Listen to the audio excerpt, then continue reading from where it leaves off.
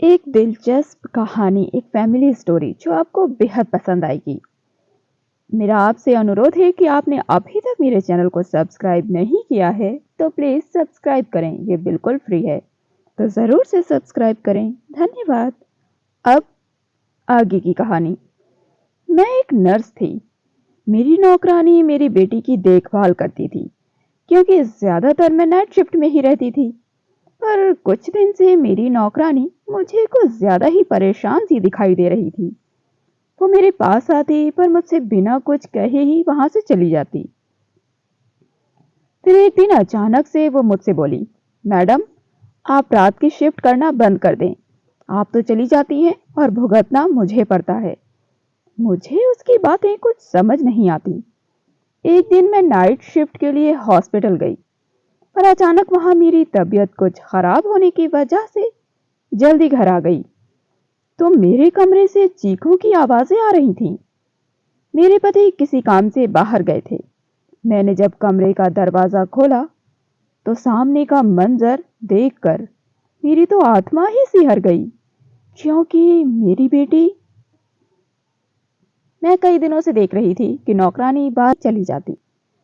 जब मैंने उसे 3-4 बार ऐसा ही करते देखा तो एक दिन मैंने पूछ ही लिया कि आखिर बात क्या है। आशा, सब ठीक तो है? क्या तुम्हें कोई बात करनी है? क्या तुम्हें मुझसे कुछ चाहिए? क्या तुम्हें पैसों की जरूरत है? मुझे लगा शायद उसे पैसों की जरूरत होगी और वो झिझक रही है, इसलिए मैंने उससे पूछ लिया। पर वो बोली, नहीं मालकिन, मुझे पैसों की कोई जरूरत नहीं है, बस आप नाइट शिफ्ट करना छोड़ दें। मैंने चौंक कर उसकी तरफ गुस्से भरी नजरों से देखा। आखिर वो होती कौन है ये कहने वाली कि मैं नाइट शिफ्ट करना छोड़ दूं? इसका कहने का क्या मतलब था? मैंने उसकी तरफ गुस्से से देखा तो वो डर की वजह से मुझसे कुछ बोल ही ना सकी और मुझसे बिना कुछ बोले ही चली गई वहां से। मुझे लगा उसे रात में कुछ ज्यादा ही परेशानी होती होगी, इसलिए वो ऐसा कह रही है। मुझे 2-4 दिन से उसका अजीब सा व्यवहार वैसे भी महसूस हो रहा था। मैंने सोचा मुझे उस पर नजर रखनी चाहिए, आखिर उसके दिमाग में चल क्या रहा है। इसलिए मैं उस दिन अस्पताल से जल्दी चली आई। इससे पहले मैं दिन की ही ड्यूटी किया करती थी, पर पिछले कुछ सालों से मैं रात की शिफ्ट कर रही थी। रात के शिफ्ट करने में मुझे कोई दिक्कत भी नहीं थी, क्योंकि अब मेरे बच्चे बड़े हो गए थे। मैंने आशा को फुल टाइम के लिए रखा था। वो रात और दिन वहीं मेरे ही घर में रहती थी और रात में मेरे पति भी घर में ही होते थे, इसलिए मुझे ज्यादा चिंता नहीं रहती थी। पर कुछ दिनों से मुझे आशा की हरकतें बहुत ही अजीबो गरीब लग रही थीं। कहीं वो मेरे पीछे कुछ गलत तो नहीं कर रही है। मैंने एक बार आस पड़ोस के लोगों से ये भी सुना था कि ऐसे ही एक औरत नौकरानी के भरोसे अपना घर छोड़कर जॉब पर चली जाती थी और उसने उसके ही पति से अपना चक्कर चला लिया और उसके पति ने उससे शादी भी कर ली। जब से मैंने ये खबर सुनी थी, मुझे किसी भी पल चैन नहीं पड़ रहा था। वैसे तो मुझे अपने पति पर पूरा भरोसा था, पर फिर भी किसी की नीयत को बदलते देर नहीं लगती।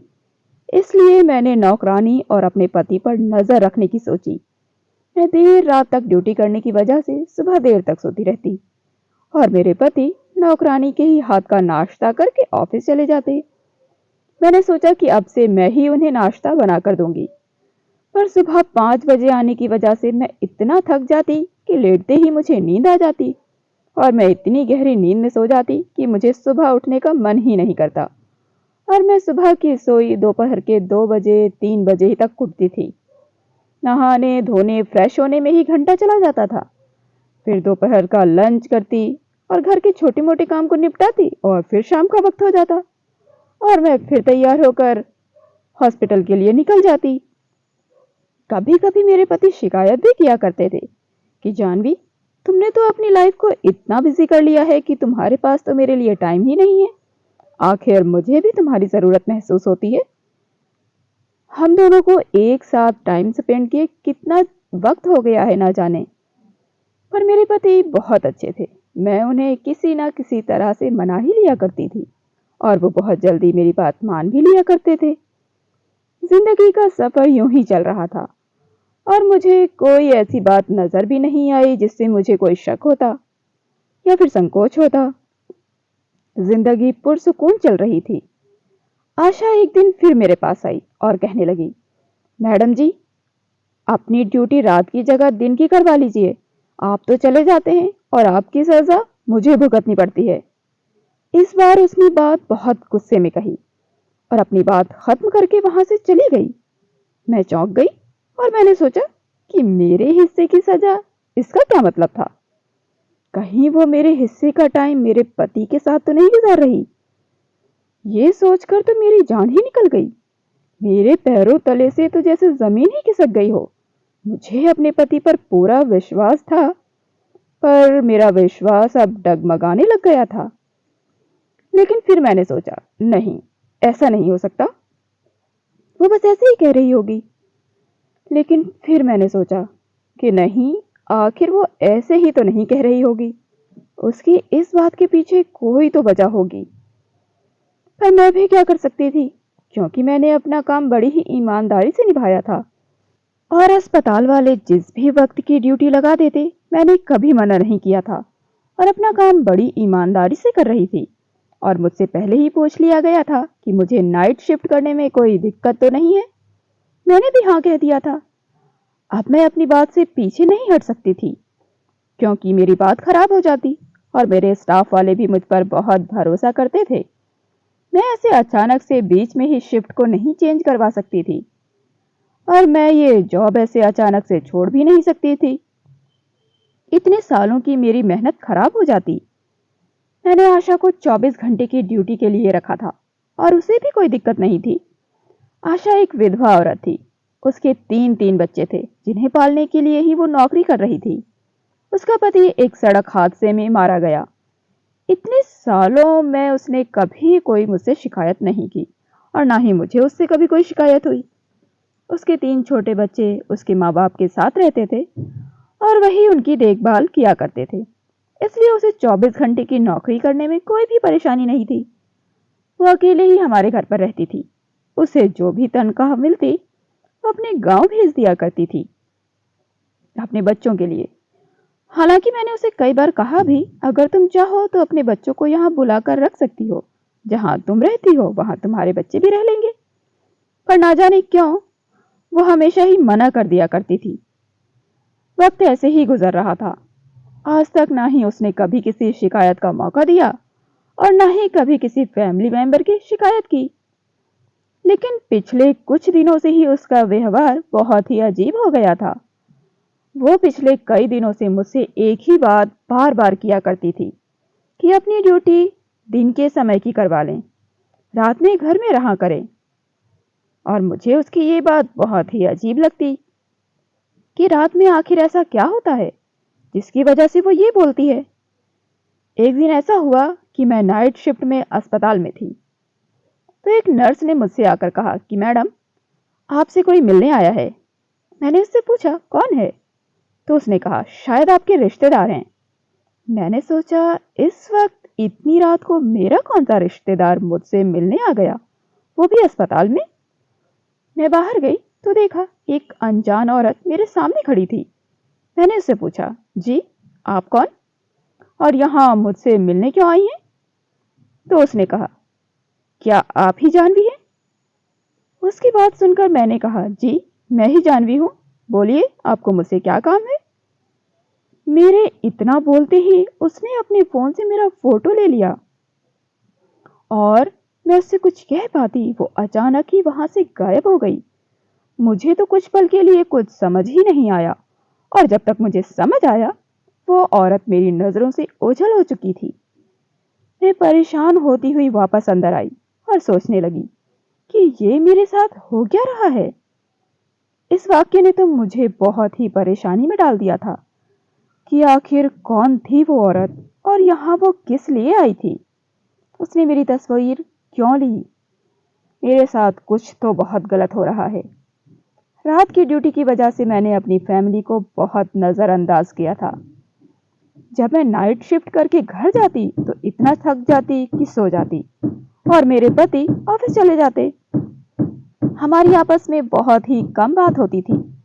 यहाँ तक कि काफी दिनों से कोई बात ही नहीं हुई थी, क्योंकि मेरे पति के ऑफिस से आने से पहले ही मेरा हॉस्पिटल जाने का वक्त हो जाता था और हम मिलते भी नहीं थे। काफी दिनों से तो मेरी पति से मेरी कोई बात ही नहीं हुई थी। मुझे जब इस सब का एहसास हुआ तो मैंने फौरन से फोन निकाला और सोचा कि कम से कम फोन पर ही बात कर लूं। पर जब मैंने अपने पति को फोन किया तो मेरे पति ने मेरा फोन उठाया ही नहीं, और जब मैंने ऑफिस के नंबर पर कॉल किया तो फोन सेक्रेटरी ने उठाया और वो बोली कि मेरे पति तो आज ऑफिस आए ही नहीं हैं, बल्कि पिछले कई दिनों से ऑफिस नहीं आ रहे हैं। सेक्रेटरी की बात सुनकर तो मैं बिल्कुल ही हैरान रह गई। वो तो डेली तैयार होकर दफ्तर के लिए ही जाते हैं, पर वो दफ्तर नहीं जा रहे हैं तो फिर वो जाते कहाँ हैं, और वो ऐसे कैसे कहीं जा सकते हैं। तो मैंने सोचा कि अगले दिन मैं छुट्टी कर लेती हूँ और मैं पूरा दिन और पूरी रात घर पर ही रहूंगी। जब मैंने ये बात घर पर सबको बताई तो सबके चेहरे पर बहुत खुशी नजर आई, खासकर मेरी नौकरानी आशा के चेहरे पर। वो तो बहुत ही खुश नजर आ रही थी। रात का खाना खाकर जब मैं टहलने के लिए बाहर निकली तो मेरी नजर आशा पर पड़ी।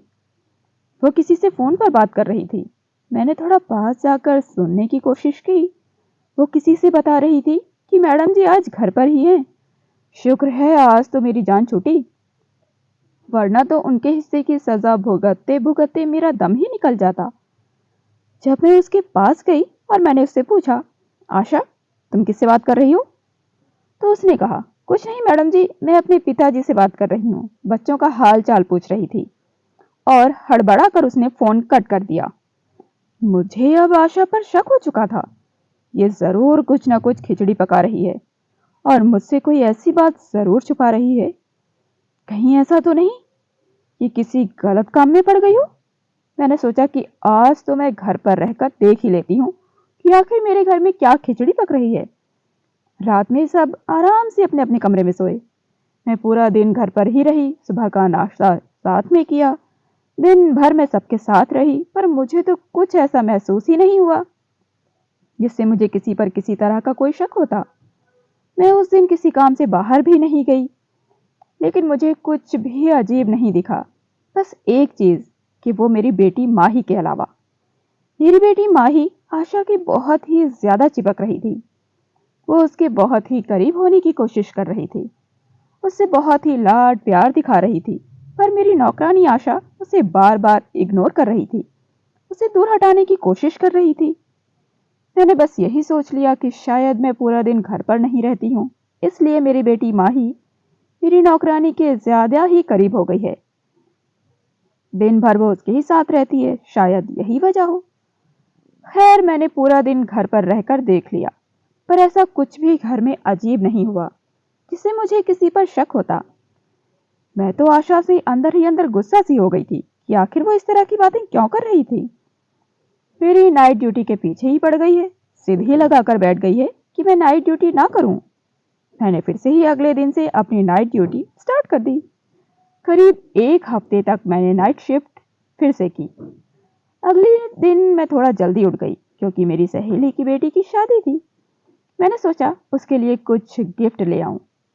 यही सोचकर मैं मार्केट गई, पर एक जगह मुझे रुकना पड़ गया और वहां का मंजर कुछ ऐसा था कि मैं एकदम जम सी गई, क्योंकि मेरा पति एक अस्पताल के अंदर जा रहा था। वो तो सुबह ऑफिस के लिए निकला था, पर ये अचानक अस्पताल क्यों जा रहा है? और देखने में भी भला चंगा लग रहा था। वो तेजी से अस्पताल के अंदर चला गया और ये देखकर मैं तो भौचक्की ही रह गई। मैंने उसका पीछा करने का सोचा और मैं जल्दी से गाड़ी से उतरकर उसके पीछे चली गई। वो तेजी से एक कमरे के अंदर चला गया। मैंने खिड़की की ओर से छुपकर देखा कि वो एक औरत को कुछ पैसे दे रहा है। उस औरत का चेहरा दूसरी तरफ होने की वजह से मुझे कुछ भी दिखाई नहीं दिया। बस मैंने मेरे पति को जेब से पैसे निकालते हुए देखा और उस औरत की तरफ बढ़ाते हुए देखा, पर उस औरत की शक्ल मुझे नहीं दिखाई दी। और फिर वो उससे हाथ मिलाकर तेजी से बाहर की तरफ चला गया। फिर उस औरत ने किसी को कॉल किया। थोड़ी देर बाद जो औरत आई उसे देखकर तो मेरे पैरों तले जमीन ही खिसक गई। वो औरत कोई और नहीं, आशा ही थी, मेरी नौकरानी आशा। मैं अपनी हैरान आंखों से उसे देख रही थी। मुझे तो यकीन ही नहीं हो रहा था कि आखिर आशा उस औरत से मिलने क्यों आई है। उस औरत ने आशा को कुछ पैसे दिए और आशा ने उसका धन्यवाद किया और वहां से चली गई। मैं तो जैसे सदमे में चली गई। मैं तो बस ये सोचती ही रह गई कि आखिर ये सब हो क्या रहा है। एक अनजान औरत को मेरे पति ने पैसे दिए, उससे हाथ मिलाया, उससे बात की। फिर उस औरत से आशा क्यों मिलने आई? उस औरत को जो मेरे पति ने पैसे दिए थे उसमें से कुछ पैसे उसने आशा को क्यों दिए? उस औरत ने जब मेरी तरफ को चेहरा घुमाया तो मैं तो उसे देखकर हैरान ही रह गई। आखिर मैं उस औरत को कैसे भूल सकती थी? ये तो वही औरत थी जिसने जिसने अपने मोबाइल में मेरा फोटो लिया था। अब तो मैं और भी ज्यादा परेशान हो गई थी। आखिर ये चल क्या रहा है? अब तो मुझे इसकी तह तक जाना ही होगा। मुझे पता लगाना ही होगा। जल्द ही पता लगाना होगा, कहीं बहुत देर ना हो जाए और मेरा घर बिखर जाए। ये सब देखकर तो मैं अपनी फ्रेंड की शादी में जाना ही भूल गई। मुझे तो याद ही नहीं रहा कि मैं यहाँ किस लिए आई थी और मैं ऐसे ही वापस घर चली गई। मेरे आने से पहले ही आशा घर आ चुकी थी। मैं उसे देखकर हैरान थी। फिर मैंने उससे कुछ नहीं कहा और फिर मैं अपनी जॉब पर जाने के लिए तैयार हो गई। मैंने सब नॉर्मल दिखाने की कोशिश की ताकि आशा को मुझ पर शक ना हो। और फिर मैंने अगले दिन छुट्टी लेने की सोचा और मैं बिना खाना खाए ही रात की शिफ्ट के लिए अपनी जॉब पर चली गई। पर मेरे दिमाग में तो वही सब बातें घूम रही थीं। मैं काम पर भी ध्यान नहीं दे पा रही थी। मेरा सर दर्द की वजह से फटा जा रहा था। तभी एक डॉक्टर वहां पर आई और उन्होंने मेरी ऐसी हालत देखी और मुझसे कहा, तुम्हारी ऐसी हालत है और तुमने किसी को बताया भी नहीं। तुम पूरी शिफ्ट नहीं दे पाओगे। ऐसा करो, तुम घर चली जाओ और घर जाकर आराम करो और अगर कल तबीयत बेहतर हो तो आना। उन्होंने मुझे बहुत फोर्स किया तो मैं घर आने के लिए तैयार हो गई। मैं पहले ऐसे कभी भी बीच ड्यूटी से घर नहीं आई थी, पर मेरी हालत बहुत ज़्यादा ख़राब हो रही थी। अगर मैं वहाँ रुकती तो मेरी तबीयत और ज़्यादा ख़राब हो सकती थी। इसलिए मैंने घर आना ही ठीक समझा और मैं घर के लिए निकल गई। मैं घर पहुंची तो मैंने किसी को डिस्टर्ब करना मुनासिब नहीं समझा और मेरे पास हमेशा ही घर की एक चाबी होती थी। मैंने उससे लॉक खोला और घर के अंदर दाखिल हुई। मेरे पति अभी भी घर नहीं आए थे क्योंकि उनकी गाड़ी बाहर नहीं खड़ी थी। पर मैं अभी अंदर ही आई थी कि अचानक मुझे चीखों की आवाज़ सुनाई दी और ये आवाज़ मेरे पति के कमरे से आ रही थी। और ये आवाज़ किसी और की नहीं, ये आवाज़ मेरी नौकरानी आशा की थी। मैं चौंक गई और मैं जल्दी से उस तरफ भागी और मैंने धीरे से दरवाज़ा खोला क्योंकि दरवाज़ा लॉक नहीं था। सामने का नज़ारा देखकर तो मैं हैरान ही रह गई। मेरे पैरों तले जैसे ज़मीन ही खिसक गई। मैंने देखा मेरी बेटी मेरी नौकरानी को पूरी तरह से पीट रही है और उसके ऊपर चढ़कर बैठी थी और वो लगातार उसे मारे ही जा रही थी और उसे बहुत मजा आ रहा था। उसे देखकर ऐसा लग रहा था जैसे वो किसी और का गुस्सा उस पर निकाल रही हो। मैं जल्दी से आगे बढ़ी और आशा के ऊपर से अपनी बेटी को हटाया। मुझे अचानक वहां देखकर तो वो हैरान ही रह गई और एकदम सकपका गई। आशा जल्दी से भागकर मेरे पास आकर खड़ी हो गई। मुझे तो समझ ही नहीं आ रहा था कि आखिर ये सब हो क्या रहा है। मैंने आशा से पूछा, आशा आखिर ये सब क्या चल रहा है? आशा मुझे वहां से लेकर आई और बोली, मैं आपको सब बताती हूँ, आप मेरे साथ चलिए। और वो मुझे दूसरे कमरे में लेकर आई और सब बताने लगी। आपकी बेटी आपका गुस्सा मुझ पर निकालती है। आपको याद भी है कि आप आखिरी बार अपने बच्चों के साथ कब बैठी थी और उनसे बातें की थी, उन्हें प्यार किया था। उसकी बात सुनकर तो मैं एक पल के लिए चुप ही हो गई। उसने सही तो कहा था। मुझे खुद भी याद नहीं था कि मैं आखिरी बार अपने बच्चों के साथ कब बैठी थी और कब उनसे प्यार से बात की थी। आशा ने मुझे बताया, ये पिछले कई महीनों से चल रहा है। तभी मैं आपको कहती थी कि नाइट शिफ्ट ना करें। मैं आपको दबे लफ्जों में ये समझाना चाहती थी, पर आपने मेरी एक भी नहीं सुनी। अब नतीजा आपके सामने है। आपकी बेटी आपसे नफरत करती है और वो आपका गुस्सा मुझ पर निकालती है। वो रात में मुझे पीटती है और फिर सुबह मुझसे माफ़ी मांगती है, मुझे मनाती है, मुझसे प्यार करती है और उस मार के बदले वो मुझे पैसे भी देती है। और मैं गरीब, मुझ पर 3-3 बच्चों का, बूढ़े माँ बाप का बोझ, जिसकी वजह से मैं ये मार सह लेती। पर एक दिन हद हो गई। मेरा पूरा शरीर बहुत दर्द कर रहा था। मार की वजह से। आखिर मैं भी इंसान हूँ, मैं भी कब तक सहती। मैंने एक दिन उसके पैसे लेने से मना कर दिया और मैंने ये भी कहा कि मैं आपकी मार नहीं खाऊंगी और मैं मैडम को सब बता दूंगी। तो उसने मुझसे कहा, तुम ऐसा कुछ नहीं करोगी वरना मैं तुम्हें जान से ही मार दूंगी। इसलिए मैं आपको चाह कर भी खुलकर नहीं बता पाई। इसलिए आपसे दबे लफ्जों में कहा करती थी कि आप रात की शिफ्ट नहीं करें, पर आप मेरी बात समझी ही नहीं और मैंने मौका देकर ये बात सर को बता दी। तभी मुझे उस रात की बात याद आई। मैंने आशा से उस दिन की बात के बारे में पूछा कि उस औरत और मेरे पति का क्या चक्कर है और तुम वहां किस लिए गई थी। और मैंने उस औरत को तुम्हें पैसे देते हुए भी देखा था, तो इसलिए झूठ तो तुम बोलना नहीं। सच सच बताओ, उस औरत का और मेरे पति का क्या चक्कर चल रहा है। आशा ये सुनकर हैरान थी, पर वो फिर भी खामोश रही। प्लीज आशा, मुझे बताओ। मेरे बहुत कहने के बाद उसने मुझे बताया। सर को मैंने सारी बात बता दी थी, माही के बारे में। वो उस डॉक्टर के पास उसी बारे में बात करने गए थे और उन्होंने उसे उसकी फीस के पैसे दिए थे। और उस डॉक्टर ने मुझे माही के बारे में जानने के लिए ही मुझे वहां बुलाया था और मुझे कुछ पैसे भी दिए थे। उसने बताया कि माही डिप्रेशन में चली गई है। अब बात मेरी समझ में थोड़ी थोड़ी आने लगी थी, पर अचानक मेरा ध्यान उस रात वाली बात पर गया जब उसने मेरी फोटो ली और मुझसे बिना कुछ बोले, मुझे बिना कुछ बताए वहां से गायब हो गई। ओह, अच्छा, ये उस डॉक्टर ने जानबूझकर किया था, आपको शक में डालने के लिए, ताकि आप अपनी फैमिली पर थोड़ा ध्यान दें। और ऐसा ही हुआ। मुझे खुद पर अफसोस हो रहा था कि ये मैंने क्या कर दिया अपनी जॉब की वजह से। मैं अपनी फैमिली, अपने बच्चों पर ध्यान ही नहीं दे पाई। मुझे मेरा परिवार बिखरता हुआ नजर आ रहा था। मैंने फैसला किया कि मैं अब नाइट शिफ्ट नहीं करूंगी, बल्कि कुछ दिन जॉब ही नहीं करूंगी। अपना पूरा टाइम अपने बच्चों और अपने पति को दूंगी। मैंने ऐसा ही किया। सुबह समय पर उठती, अपने पति और अपने बच्चों के लिए नाश्ता बनाया, उन्हें प्यार से सर्व करती और उनके साथ बैठकर खुद भी नाश्ता करती। अपने बच्चों के साथ टाइम स्पेंड करती, उनके साथ हंसी मजाक करती, उन्हें और अपने पति को अपना ज़्यादा से ज़्यादा वक्त देती। मेरे पति ने भी एक हफ्ते की छुट्टी ले ली।